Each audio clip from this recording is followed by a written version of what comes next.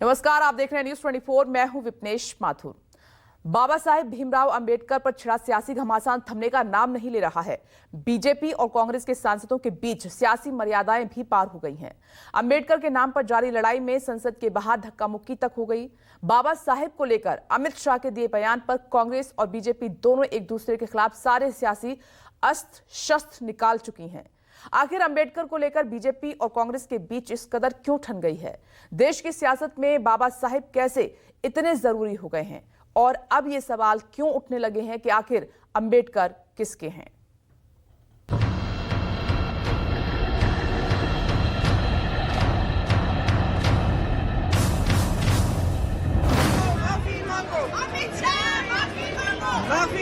माफी मांगो।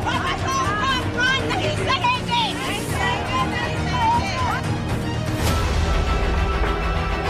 जय भीम, जय भीम, जय भीम, जय भीम, जय जय भीम, जय भीम, जय भीम, जय भीम, जय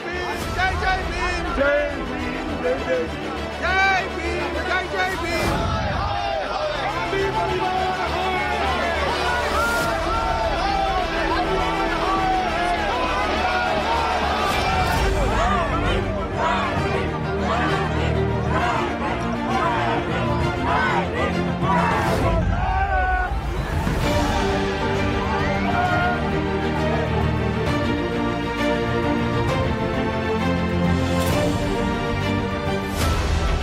भीम पर भीषण महाभारत, संसद से सड़क तक घनघोर सियासत।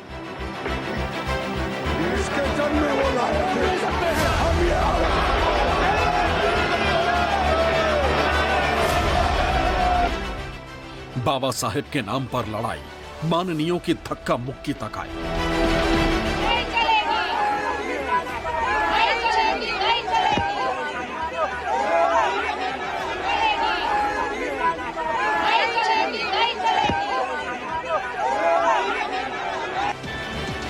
कांग्रेस बीजेपी में आर पार, अंबेडकर पर ये कैसी तकरार?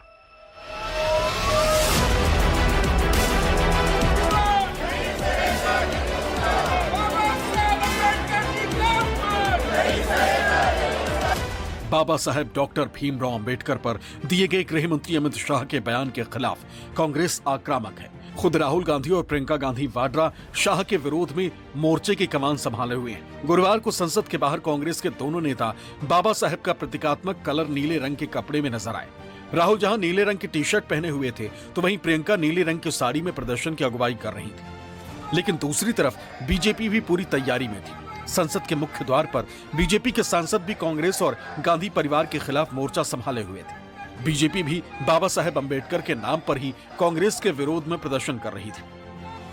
देखते ही देखते दोनों का यह प्रदर्शन किसी जंग में तब्दील हो गया। दोनों गुटों के सांसद एक दूसरे के सामने आ गए, एक दूसरे के बेहद करीब पहुंच गए।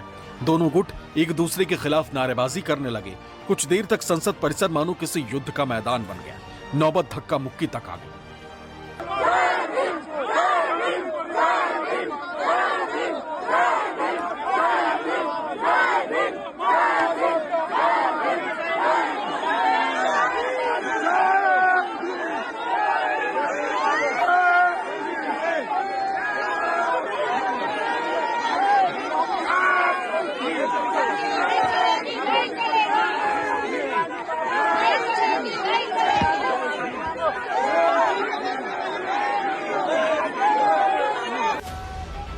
अंबेडकर के नाम पर बीजेपी और अमित शाह के खिलाफ कांग्रेस की इस लड़ाई में पूरा इंडिया ब्लॉक उनके साथ खड़ा नजर आया। विपक्षी इंडिया गठबंधन का पूरा कुनबा संसद परिसर में इकट्ठा होकर एक सुर में गृह मंत्री अमित शाह से माफी और इस्तीफे की मांग करते थे। संसद में ये जिस तरह से इन्होंने अपमान किया है बाबा साहेब का, उसके बाद आज सुबह आपने देखा इनका ट्विटर हैंडल क्या है। इनके ट्विटर हैंडल पे बाबा साहेब की तस्वीर के साथ उनने खिलवाड़ की है। ये वही सोच है जो बाबा साहेब की जिनकी जो मूर्तियां हैं उसके हाथ पैर काट देते हैं। ये वही सोच है। इन पे कौन भरोसा करेगा? ये कहते हैं आरक्षण को ये खत्म नहीं करना चाहते, संविधान को बदलना नहीं चाहते, तो क्या कर रहे हैं? बेसिक रिस्पेक्ट होती है ना, इंग्लिश में कहते हैं बेसिक रिस्पेक्ट। एक आदर जो होना चाहिए वो आदर ही नहीं है। ये संविधान के निर्माता हैं, उनके बारे में आप ऐसा कह रहे हैं। इतिहास गवाह है कि किस तरह से नेहरू गांधी परिवार ने अंबेडकर जी का अपमान भी किया, राजनीति से बाहर करने का षड्यंत्र रचा। यहां तक कि नेहरू जी ने स्वयं चल के सभाएं डॉक्टर अंबेडकर के खिलाफ की और उनको चुनाव हरवाए और उनको मजबूर किया राजनीति छोड़ने पर। तीन पीढ़ियां पंडित नेहरू, इंदिरा गांधी जी और राजीव गांधी जी, इन्होंने भारत रत्न बाबा साहब अंबेडकर को नहीं दिया। आज ऐसी कौन सी मजबूरी आ गई कि राहुल गांधी जी, प्रियंका गांधी जी को बाबा साहब अंबेडकर की फोटो लेके घूमना पड़ रहा है? जो गांधी परिवार उनकी ओर देखता नहीं था, अपमानित करता था, प्रताड़ित करता था, आज जब उनका चेहरा बेनकाब देश के सामने संविधान की चर्चा में हुआ है तो कांग्रेस की मजबूरी बन गई कि अंबेडकर जी की फोटो लेकर निकले। लेकिन सच्चाई ये है कि बाबा साहब अंबेडकर के दिए संविधान को कभी भी नेहरू गांधी परिवार और कांग्रेस पार्टी ने माना ही नहीं। बाबा साहेब अंबेडकर सामाजिक चेतना के प्रणेता थे, सियासतदान थे, आजाद भारत की पहली सरकार में पंडित जवाहरलाल नेहरू कैबिनेट के हिस्सा थे, देश के पहले कानून मंत्री थे, संविधान निर्माता थे।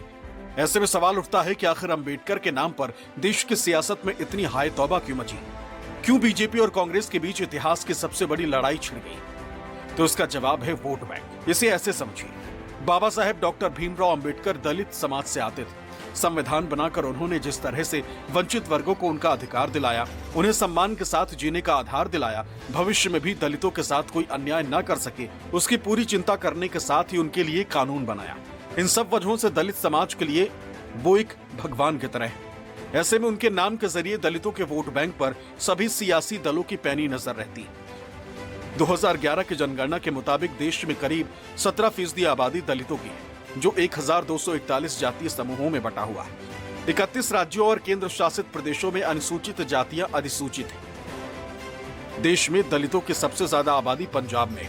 पंजाब में 32% दलित समाज के लोग रहते हैं। इसके बाद दूसरा नंबर हिमाचल प्रदेश का है, जहां 25% दलितों की आबादी है। तीसरे नंबर पर पश्चिम बंगाल है, जहां दलितों की आबादी 24% के करीब। इसके बाद यूपी का नंबर आता है, जहां 21% दलित रहते हैं। 5वें नंबर पर तमिलनाडु है, जहां 20% दलित जातियां रहती हैं। देश का लगभग कोई एक ऐसा राज्य नहीं है जो दलित आबादी से अछूती है, और न ही वहां की राजनीति दलितों के बिना संभव हो सकती है। तभी तो हर चुनाव में सियासी पार्टियां और उनके नेता बाबा साहेब अंबेडकर और संविधान के नाम पर खुद को दलितों के सबसे बड़े हितैषी बनने का दावा करते हैं। हालांकि 70 के दशक तक अंबेडकर के नाम पर देश में इस कदर राजनीति हावी नहीं थी। वो बहुजन नेता कांशीराम थे, जिन्होंने 80 के दशक में अंबेडकर के नाम को सियासत के मुख्य धारा में लेकर आए। अपनी राजनीतिक पार्टी बनाकर बाबा साहेब का नाम, उनके विचार और दलितों के लिए उनके योगदान को बहुजनों के बीच पहुंचाया, और उसका जो सियासी फायदा उन्हें मिलना था वो मिला।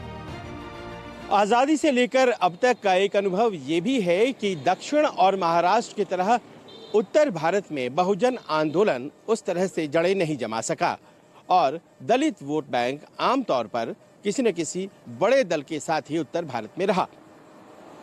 लेकिन ये सब कुछ तब बदल गया जब कांशीराम ने बामसेफ और बीएसपी बनाकर उत्तर भारत के हर राज्य में एक निश्चित दलित वोट बैंक खड़ा कर दिया।